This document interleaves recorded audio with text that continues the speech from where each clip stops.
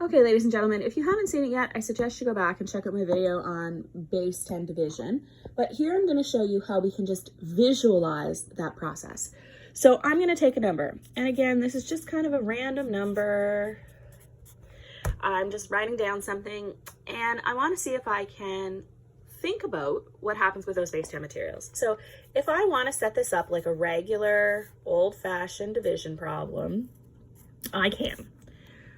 But I probably want to write my numbers a little further apart for this strategy because I'm going to need some spaces in there to do some work. So now let's think about this number. I've got 500. Well, that's like 5 flats. And if I have 4 groups, I could put one of them in each group. I would have one left over. So what am I going to do with that one?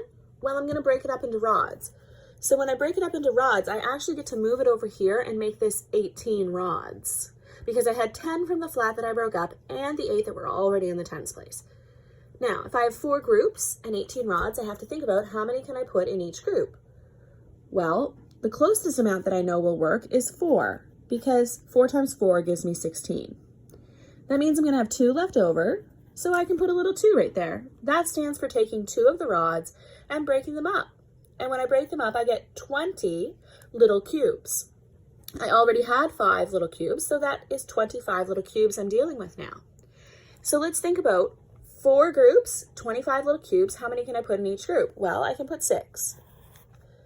6 times 4 is 24, and I will have a remainder of 1.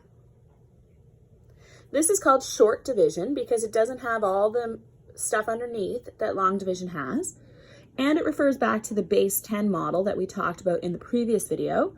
So it does give you the opportunity to have a symbolic way to represent what you were thinking when dealing with the base 10 materials. The next video I'm going to do is on long division, but we are also going to think about the base 10 materials as we do long division.